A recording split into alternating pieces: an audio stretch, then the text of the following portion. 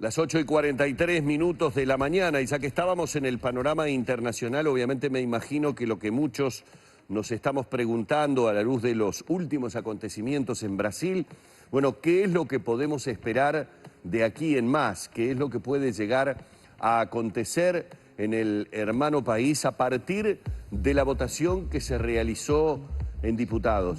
Lo primero que uno se le ocurre como comentario, una votación que sería prácticamente imposible de imaginar en nuestro país, ¿no? Por las características, disculpen ustedes el término, pero en algunos casos hasta payasesca, de la forma en que algunos de los diputados fundamentaban su voto, hasta las indumentarias envueltos en banderas, las arengas que se realizaron, algo por lo menos para nuestra forma de ver la política completamente inusual. Sí, para empezar no se votó desde las bancas como se hace acá, sino que se pasaba a hacer uso de la palabra brevemente y a votar a un lugar central de frente a la mesa donde había un micrófono con una cantidad de gente, legisladores todos que rodeaban al votante de turno y gritaban y a veces lo insultaban y sacaban banderas. Hubo hasta un legislador de la ultraderecha brasileña que recordó a un torturador de la dictadura que aparentemente fue torturador de la todavía presidenta Dilma Rousseff, en fin.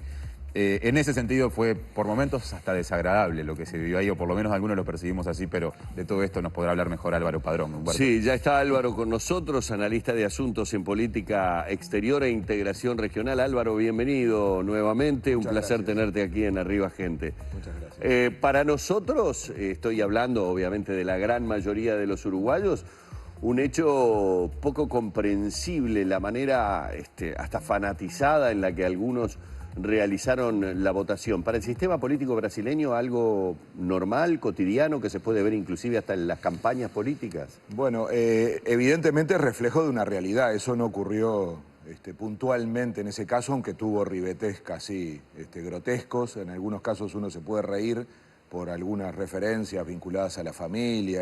El diputado que volvió porque se había olvidado de saludar al hijo.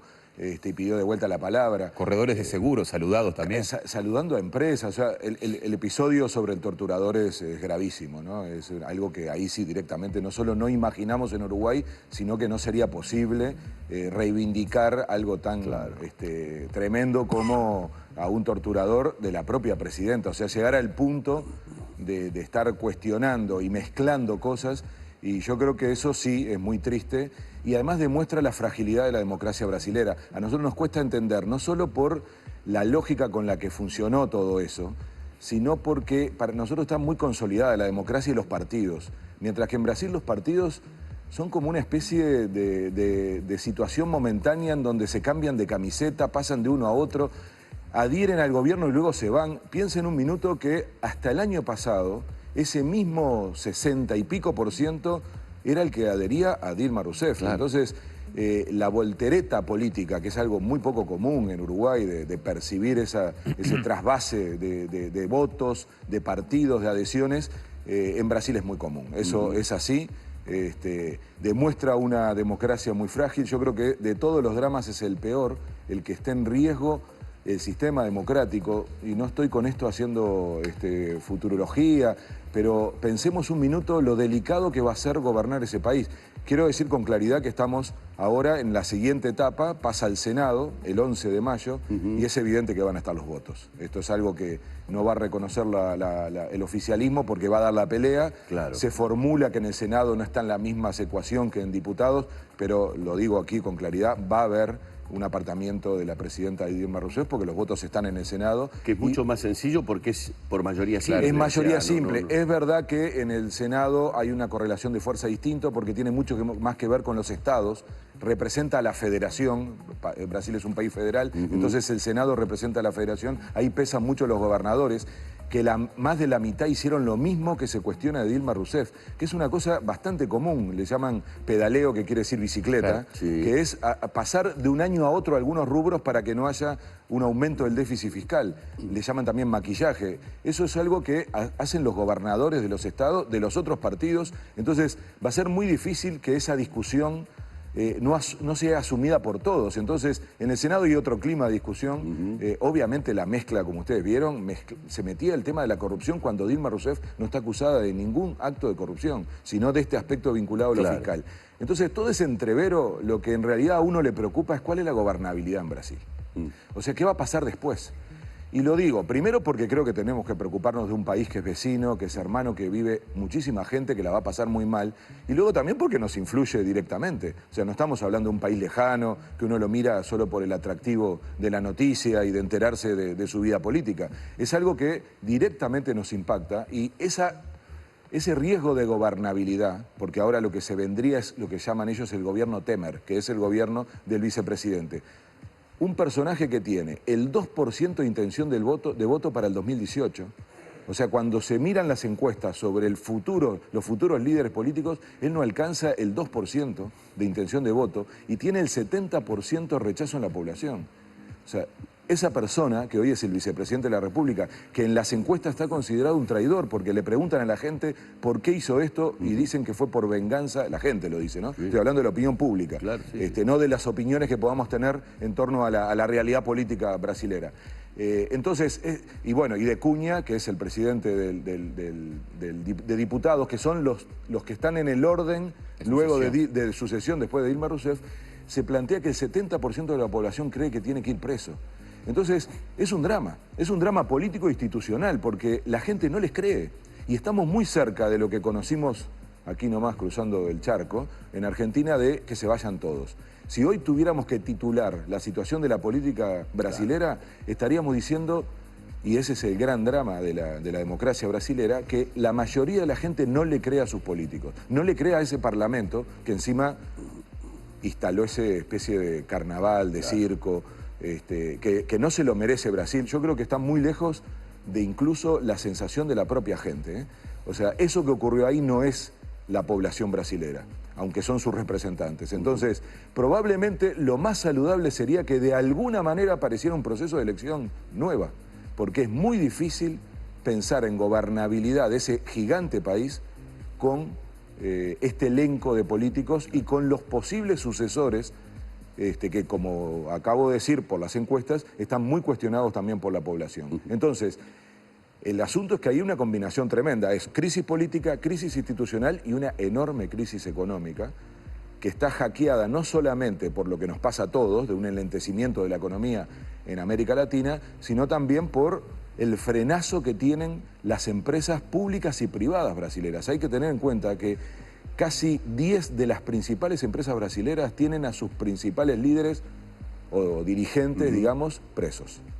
Y eso produjo un efecto de parálisis en Brasil, de los grandes motores económicos de Brasil, y ahí aparece uno de los efectos que en Uruguay discutimos muy poco, pero que nos van a golpear muy duro, porque son los motores de Brasil en términos no solo de la economía comercial, de las ventas y demás, sino de lo que era más importante Brasil para la región, que era la capacidad de transformarse en una locomotora para toda la región. Me refiero a lo que algunos llamaban las multilatinas, que son las multinacionales de carácter latino, en este caso de carácter brasilero, que para nosotros son muy importantes porque nos permitía engancharnos en cadenas de valor, sobre todo industrial. Entonces, cuando uno piensa qué va a pasar con Uruguay, no está solo esto de va a caer un poquito el comercio, Brasil es el principal socio comercial de Uruguay junto con China, entonces vamos a tener un efecto. Es un efecto que tiene un valor particular en el sector industrial. Entonces, tenemos que estar muy preocupados, no solo en la coyuntura, sino en el futuro, porque si nosotros nos despegamos de eso, tenemos muy pocas posibilidades de crecer en sectores estratégicos de la economía. No se puede pensar industria automotriz, por ejemplo, si no es relacionado con Brasil y Argentina. Y eso va a golpear durísimo. Los argentinos están muy preocupados. Ustedes van a ver que en Argentina se habla con mucho cuidado de lo que está pasando en Brasil, más allá de afinidades políticas, ideológicas, porque la gran preocupación es qué va a pasar con ese sector que hace 15 años está creciendo en nuestra región, que es el sector con valor agregado, el que sale de la soja, de la leche, de la carne, que son los productos tradicionales que siempre hemos tenido en nuestros países, o los minerales en otros de nuestro país.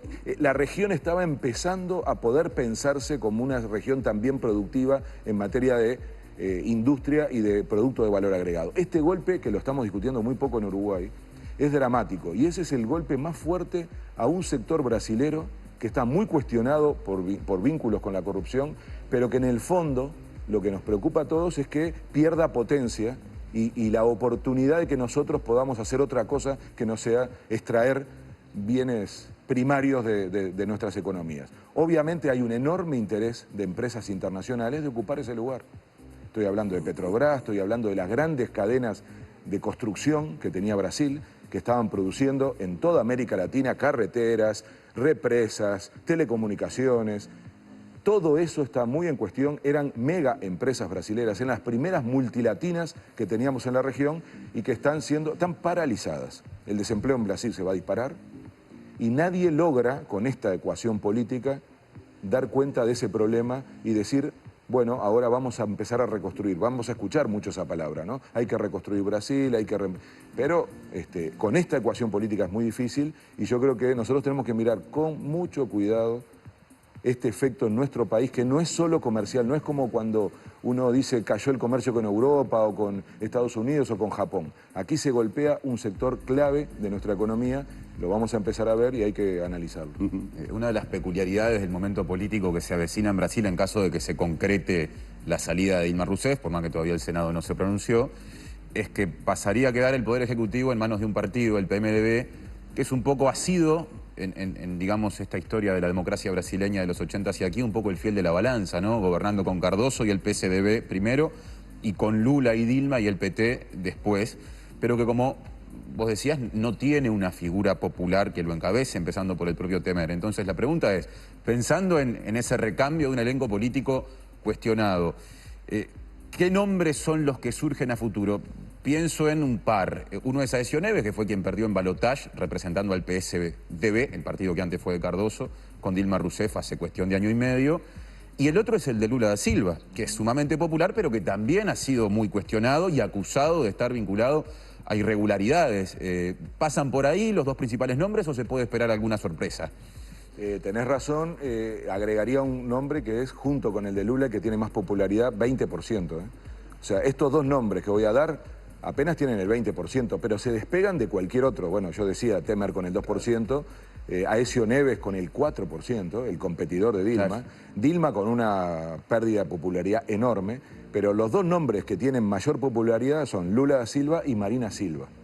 Y recordemos que en la elección pasada hubo una primer vuelta, sí, en donde Marina Silva salió tercera. Sí. Incluso muchos analistas decíamos que si hubiera sido Marina Silva la que pasara a la segunda vuelta, iba a ser muy complicado para el PT. No era lo mismo que la confrontación con Aécio Neves. Igual recordemos que fue muy pareja la votación, sí, y que al otro día de la elección la oposición dijo no va a haber luna de miel. Y la verdad que lo cumplió, porque durante un año y medio ha habido una guerra permanente y una inestabilidad muy grande, que ahora se confirma en esta crisis política. Pero efectivamente los nombres que están en la vuelta son lo del competidor anterior, pero con bajísima popularidad. Aécio Neves tiene mucho problema la oposición para formular un nuevo líder, porque quedaron todos muy involucrados en esta crisis. Lula, que tiene un alto nivel de rechazo, sin embargo, es por lejos, junto con Marina Silva, los únicos que alcanzan ese porcentaje de popularidad, y todos conocemos que Lula es muy bueno como candidato. O sea, es muy probable que sea por lejos el candidato del PT. Sin embargo, y acá viene la clave de los próximos días, empieza un momento en el que probablemente la cabeza por la que vayan sea por la cabeza de Lula, más que Dilma.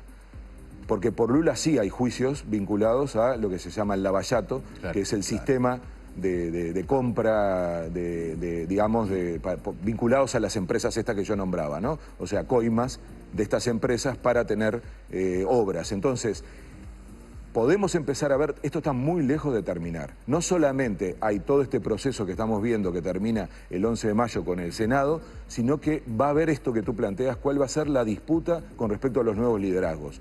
Y yo creo que ahí muchos van a apuntar a intentar meter preso a Lula, porque significa pegarle al único candidato posible del PT que tiene hoy una popularidad como para competir en una elección. Y el otro nombre que aparece es Marina Silva, una expetista, que compitió en las últimas elecciones como una alternativa y que finalmente, incluso en la segunda vuelta, no adhirió a ninguno de los dos partidos, dejó en libertad a sus electores, y que hoy aparece con ese 20% que es mágico con respecto a cualquier otro. Y que quiere nuevas elecciones. Y yo creo que es probablemente la que más motivación... Empieza a haber en el PT también gente planteando la necesidad de que el único la única forma de barajar y dar de nuevo y que haya legitimidad en un gobierno es que sea la gente de nuevo la que vote. Porque en realidad nadie le va a creer a un gobernante que surja de este proceso. Va a ser muy difícil, incluso aún con la continuidad del gobierno de Dilma sería muy difícil la gobernabilidad, porque acabamos de ver un parlamento que demostró tener un porcentaje altísimo en contra. Entonces uno se pregunta, aunque hubiera ganado por 2, 3 votos, ¿no?, que era el cálculo que más optimista que tuvieron, ¿cómo iba a gobernar? ¿Cómo gobernaba? Entonces yo creo que ahí está la clave y bueno, hay que ver cómo emergen líderes de este estilo y cómo se consolida, ojalá, una recuperación y un fortalecimiento de la democracia que luego permita una recuperación de la economía. Álvaro, muchísimas gracias, clarísimo como siempre para entender un poco lo que está sucediendo, en este caso en Brasil. Simplemente para actualizar lo que les decíamos, hoy uno de los títulos de Folha de San Pablo es justamente que Marina Silva sugiere que Temer no tiene legitimidad y defiende la realización de nuevas elecciones. Tal vez por allí esté el camino de una consolidación un poco más fuerte para quien surja como representante, como presidente o presidenta en este caso. Muchas gracias. Por favor. Hemos estado con Álvaro Padrón desmenuzando, tratando de entender un poco la realidad que están viviendo nuestros hermanos brasileños.